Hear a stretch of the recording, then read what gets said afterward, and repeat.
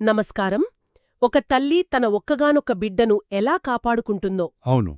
లేదా ఒకే కన్నున్న వ్యక్తి తన ఆ కంటిని ప్రాణంలా ఎలా చూసుకుంటాడో, ఉమ్, అలాగే మన నైతిక విలువల్ని అంటే మన శీలాన్ని కాపాడుకోవాలని చెప్పే ఒక బలమైన ఆలోచనతో ఈరోజు మన చర్చను ప్రారంభిద్దాం. చాలా మంచి పోలికతో మొదలుపెట్టారు. ఈరోజు మనం మాట్లాడుకోబోయే విషయం ఇది కేవలం కొన్ని నియమాలు పాటించడం గురించి మాత్రమే కాదు, కరెక్ట్.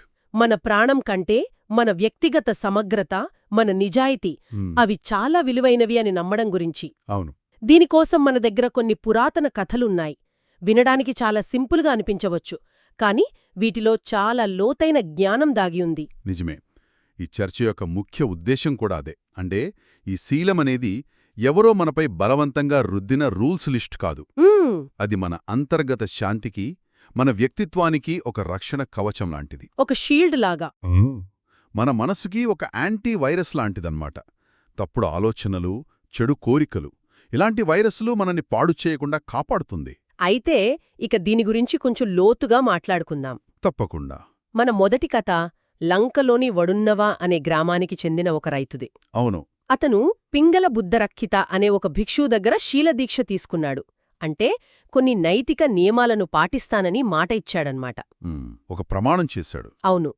ఒకరోజు అతను అడవిలోకి వెళ్ళినప్పుడు ఒక భారీ కొండచిలువ అతన్ని గట్టిగా చుట్టేసింది. ఓ, ఆ పట్టు ఎంత బలంగా ఉందంటే అతని ఎముకలు విరిగిపోతున్నాయా అన్నంత నొప్పి, ఊపిరి కూడా ఆడటం లేదు. ఒక్క క్షణం ఆగుదాం. ఆ పరిస్థితిని ఊహించుకుంటే ఆ నొప్పి, ఆ భయం. నిజమే. ఆ క్షణంలో మెదడు సరిగ్గా పనిచేయదు. కేవలం బ్రతకాలనే ఆలోచన మాత్రమే ఉంటుంది. అవును. అతని చేతిలో ఒక పదునైన కత్తి కూడా ఉంది. అప్పుడు చాలామంది అయితే ఆ కొండ చిలువని గాకేసుండేవారు. అది ఆత్మరక్షణ కిందకే వస్తుంది కూడా. కరెక్ట్. కాని ఆ రైతు అలా ఆలోచించలేదు. ఆ విపరీతమైన నొప్పిలో అతను తన చేతిలోన కత్తిని చూసుకున్నాడు. అతనికొక భయం వేసింది. ఈ నొప్పి తట్టుకోలేక, ఈ బ్రతకాలనే ఆశతో నేను నా శీలాన్ని ఉల్లంఘించి ఈ జీవిని చంపేస్తానేమో అని. ఆ ఆలోచన రాగానే అతను తనను కాపాడగల ఆ కత్తిని ఎంత దూరంగా విసరగలిగితే అంత దూరంగా విసిరేశాడు. ఇది అద్భుతం. ఇక్కడ మనం గమనించాల్సిన విషయమేంటంటే అతను కేవలం చంపే చర్యను ఆపలేదు. అవును. హాని కలిగించే సాధనాన్నే వదిలించుకున్నాడు. సాధననే వదిలేశాడు. ఇది చాలా లోతైన సైకాలజీ. సమస్యను పరిష్కరించడం కాదు, సమస్యకు కారణమయ్యే ఆలోచననే దూరం పెట్టడం. అంటే క్షణికావేశంలో తప్పుడు నిర్ణయం తీసుకునే అవకాశం కూడా తనకు తాను ఇచ్చుకోలేదనమాట. సరిగ్గా. దీన్నే సమాధానం అంటారు. అంటే పరిస్థితులు ఎంత కష్టంగా ఉన్నా, ఎంత వ్యతిరేకంగా ఉన్నా నా నియమాన్ని నేను నిలబెట్టుకుంటాను అని ఒక స్పష్టమైన నిబద్ధతతో ఉండడం. ఆ రైతు చేసింది అదే. అవును. ఇది మనకు కూడా వర్తిస్తుంది. మనల్ని తప్పు చేయమని ప్రోత్సహించే పరిస్థితులకు లేదా వస్తువులకు మనమే దూరంగా ఉండాలి. ఒక ఉదాహరణ చెప్తారా? బరువు తగ్గాలనుకుంటే ఇంట్లో జంక్ ఫుడ్ పెట్టుకోకపోవడం లాంటిదన్నమాట. నిజమే. ఆ రైతు తన మనసును కాపాడుకున్నాడు, కేవలం తన శరీరాన్ని కాదు. మరి కథలో తర్వాతేమైంది? అతను కత్తి విసిరేశాక ఆ కొండచిలువ అతన్ని చంపేసిందా? అదే ఇక్కడ ఆశ్చర్యం. అతను అలా కత్తిని విసిరేసిన వెంటనే ఆ కొండచిలువ తన పట్టును సడలించి అలాగా అతన్ని విడిచిపెట్టి నిశ్శబ్దంగా వెళ్ళిపోయింది. బహుశా ఇది కథలోని అద్భుతమైన భాగం కావచ్చు, కాని దాని వెనకున్న సందేశం మాత్రం చాలా శక్తివంతమైనది. మన నిబద్ధత మనల్ని కాపాడుతుంది అని. వావ్, ఇది చాలా చాలా ఇన్స్పైరింగ్గా ఉంది. ఇప్పుడు రెండో కథకొద్దాం. సరే. ఇది కూడా అంతే ఆసక్తికరంగా ఉంటుంది. దమ్మిక తిస్సా లేదా కొన్ని చోట్ల సద్దా తిస్సా అని పిలిచే ఒక రాజు కథరిది. ఒక రాజు కథ. అతనికొకరోజు ఉల్లంకె పిట్ట మాంసం తినాలని చాలా చాలా తీవ్రమైన కోరిక కలిగింది. ఓకే, అది ఎంత బలంగా ఉందంటే రోజూ దాని గురించే ఆలోచిస్తున్నాడు. రాజు కదా, కావాలంటే క్షణంలో తెప్పించుకోవచ్చు. అదే కదా. కాని అతను అలా చెయ్యలేదు. ఎందుకంటే తన ఆ కోరికను బయటపెడితే తన్ను సంతోషపెట్టడానికి తన సేవకులు, సైనికులు ఆ పక్షులను వేటాడి చంపుతారని భయపడ్డాడు. అర్థమైంది. తన చిన్న కోరిక కోసం, తన నాలుక రుచి కోసం అమాయక జీవుల ప్రాణాలు తీయడం అతనికిష్టం లేదు. అందుకే ఆ కోరికను ఎవరికే చెప్పకుండా 3 సంవత్సరాల పాటు తనలోనే అణిచివేసుకుని భరించాడు. 3 సంవత్సరాలు? అది మామూలు విషయం కాదు. అస్సలు కాదు. ఇక్కడ రాజు తనను తాను నియంత్రించుకోవడం ద్వారా ఒక పెద్ద సందేశమిస్తున్నాడు. మన వ్యక్తిగత కోరికలు, అవి ఎంత చిన్నవైనా సరే ఇతరులను తప్పుడు పనులు చేసేలా ఎలా ప్రేరేపించగలవో ఈ కథ మనకు చూపిస్తుంది. దీన్నే పరోక్ష హింస అంటారు. కాని ఒక సందేహం, రాజు తన కోరికను 3 ఏళ్లు దాచుకోవడం కొంచెం అతిగా అనిపించట్లేదా? మంచి ప్రశ్న. కేవలం ఒక పక్షి మాంసం కోసం ఇంత అవసరమా? ఎవరికీ తెలియకుండా ఒక పక్షిని తెప్పించుకుని తింటే ఏమవుతుంది? అవును, పైకి చూస్తే అతిగానే అనిపించవచ్చు. కానీ ఇది మాంసం ముక్క గురించి కాదు. మరి దేని గురించి? ఇది ఒక నాయకుడి బాధ్యత గురించి. తన చర్యలు, తన కోరికలు, తన రాజ్యంలో ఎలాంటి సంస్కృతిని సృష్టిస్తాయో ఆ రాజు ఆలోచించాడు. ఓ, రాజే అలా చేస్తున్నప్పుడు మనం చేస్తే తప్పేంటి అని ప్రజలు అనుకోవచ్చు కదా. నిజమే. ఇది మనక్కూడా వర్తిస్తుంది. ఖచ్చితంగా. ఒక కంపెనీ మేనేజర్గా, ఒక తండ్రిగా, లేదా సోషల్ మీడియాలో ఎక్కువ ఫాలోవర్లు ఉన్న వ్యక్తిగా మన చిన్న చిన్న చర్యలు ఇతరులను ఎంతగా ప్రభావితం చేస్తాయో మనం ఆలోచించాలి. అంటే శీలమంటే కేవలం మనం తప్పు చేయకుండా ఉండటమే కాదు, చెప్పండి. మన వల్ల ఇతరుల తప్పు చేసే అవకాశం కూడా ఇవ్వకపోవడమన్నమాట. పర్ఫెక్ట్, మీరు సరిగ్గా చెప్పారు. దీన్నే ఆర్యమౌనం పాటించడమంటారు.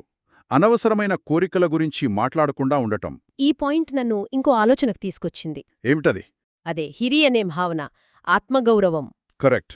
ఒక రాజునైన నేను కేవలం నా రుచి కోసం కొన్ని జీవుల మరణానికి కారణమవడమా, ఛీ, ఇది నా స్థాయికి తగదు అని అనుకోవడం.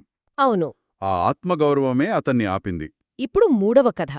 ఇది అన్నింటికంటే తీవ్రమైనది, మనల్ని బాగా ఆలోచింపజేస్తుంది. తిస్సా అనే మంత్రి కథ. అవును. అదే సద్ధాతిస్స రాజు పాలనలో ఉండేవాడు.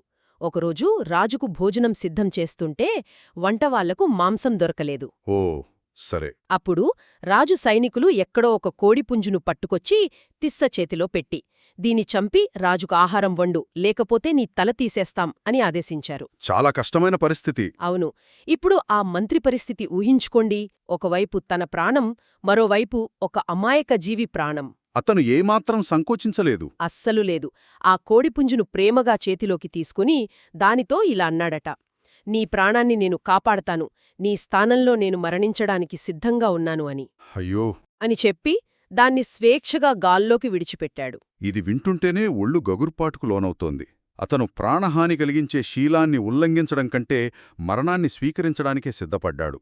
తన ప్రాణం కంటే ఆ నియమం గొప్పదని భావించాడు.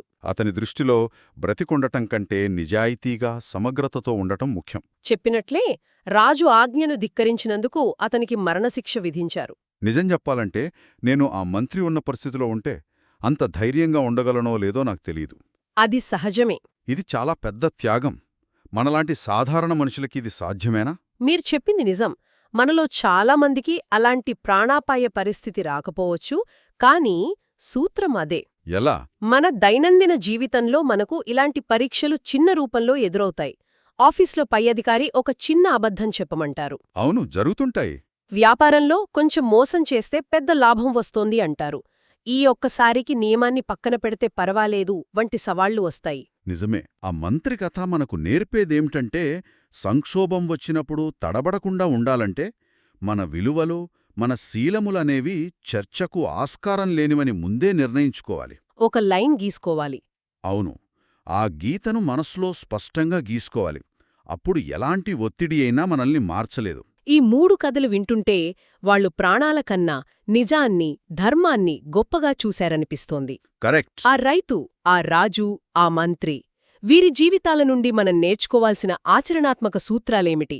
మీరు ఇందాక హిరి అని ప్రస్తావించారు. దానితో పాటు ఇంకా ఏమైనా ఉన్నాయా? ఉన్నాయి. మూల గ్రంథాల ప్రకారం శీలాన్ని సమర్థవంతంగా పాటించాలంటే 2 మానసిక కవచాలను మనం ధరించాలి. మానసిక కవచాలా? అవును, అవే హిరి మరియు ఒత్తప్ప. ఇవి మనల్ని కాపాడే దేవతలు లాంటివని చెబుతారు. హిరి, ఒత్తప్ప, వీటిని కొంచెం సులభంగా వివరిస్తారా? తప్పకుండా. హిరి గురించి మనం రాజు కథలో కొద్దిగా మాట్లాడుకున్నాం. హిరి అంటే అంతర్గత ఆత్మగౌరవం, సెల్ఫ్ రెస్పెక్ట్. ఎగ్జాక్ట్లీ. మనల్ని మనం కించపరుచుకోలేకపోవడం, మనల్ని మనం నిజంగా గౌరవించుకుంటే, ఛీ, ఇలాంటి నీచమైన పని నేనా చేసేది, నామీద నాకే అసహ్యం వేస్తుంది అనే ఫీలింగ్ వస్తుంది. ఆ సిగ్గు, ఆ ఆత్మగౌరవమే మనల్ని తప్పు చేయకుండా ఆపుతుంది. అంటే ఇది మన అంతర్గత గీత అన్నమాట. ఇతరులు చూస్తున్నారా లేదా అన్న దానితో సంబంధం లేదు. ఖచ్చితంగా. ఇక రెండవది ఒత్తప్ప, ఒత్తప్ప. అంటే నైతిక భయం. ఇది పోలీసులకు దొరికిపోతామనే భయం కాదు, ఓకే. లేదా సమాజం ఏమనుకుంటుందో అనే భయం కూడా కాదు. ఇది మన మనస్సాక్షికి దొరికిపోతామనే భయం. ఆ, చేసిన తప్పు వల్ల కలిగే కర్మఫలానికి, దాని పర్యవసానాలకు భయపడటం. ఒకసారి తప్పు చేస్తే ఆ సంఘటన జరిగిన చాలా కాలం తర్వాత కూడా అది మనసుపై ఒక మచ్చలా, ఒక భారంలా మిగిలిపోతుంది. ఆ గిల్ట్ ఫీలింగ్. అవును, ఆ తప్పు మనల్ని రాత్రిలో ప్రశాంతంగా నిద్రపోనివ్వదనే భయం. ఈ భయం మనల్ని కాపాడుతుంది. వావ్! అంటే హిరి అనేది మన అంతర్గత గౌరవమైతే, ఒత్తప్ప అనేది మన చర్యల పర్యావసనాల పట్ల మనకున్న బాధ్యతాయుతమైన భయం. పర్ఫెక్ట్. మీరు చాలా బాగా సంగ్రహించారు. ఒకటి, మనల్ని మనం చూసుకునే విధానం. రెండోది, మన చర్యలు ప్రపంచాన్ని ఎలా ప్రభావితం చేస్తాయో చూసే విధానం.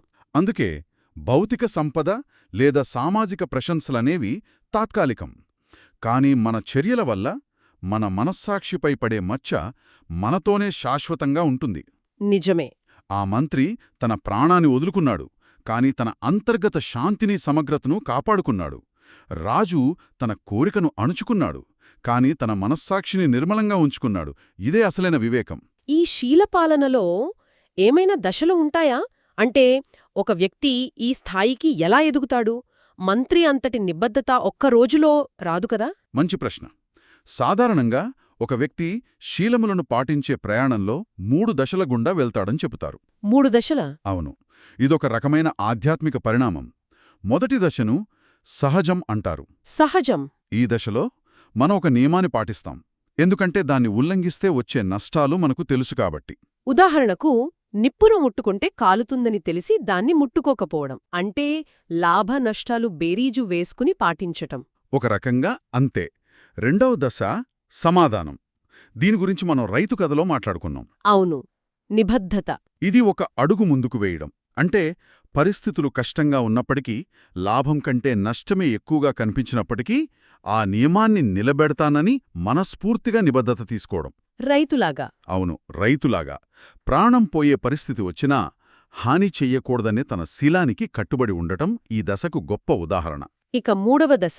మూడవది మరియు అత్యున్నతమైన దశ లోకోత్తరం. లోకోత్తరం. ఈ దశలో ఆ నియమం మన వ్యక్తిత్వంలో, మన స్వభావంలో ఒక భాగమైపోతుంది. దాన్ని ఉల్లంఘించాలనే ఆలోచన కూడా మనసులోకి రాదు. ఓ.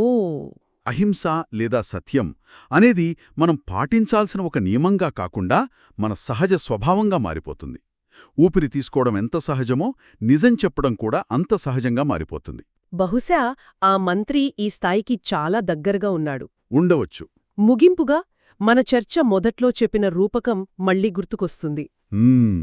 మనకు ఎన్నో ఆస్తులు, సామర్థ్యాలు ఉండవచ్చు, కాని మన శీలము మాత్రమే విముక్తి మార్గాన్ని, సరైన మార్గాన్ని స్పష్టంగా చూడ్డానికి మనకున్న ఏకైక కన్ను. అవును.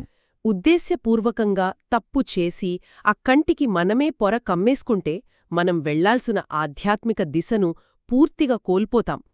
దారి తెలియనప్పుడు ఎంత వేగంగా ప్రయాణించినా ప్రయోజనం ఉండదు. చాలా బాగా చెప్పారు. కాబట్టి ఈ కథల సారాంశమేమిటంటే, శీల పాలన అనేది ఆంక్షల జాబితా కాదు. కాదు. అది మన సమగ్రతను, మన ప్రాణం కంటే విలువైనదిగా చూడటం, మన అంతర్గత శాంతిని కాపాడే మన సొంత కవచం.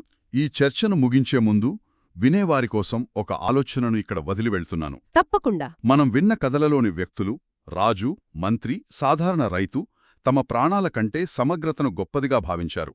వాళ్లు మనలాంటి మనుషులే. అవును. మన ఆధునిక జీవితంలో రోజూ ఎదుర్కొనే చిన్న చిన్న పరీక్షలలో, ఆఫీస్లో, వ్యాపారంలో, మన సంబంధాలలో మన సమగ్రతకు మనం ఎంత విలువ ఇస్తున్నాము?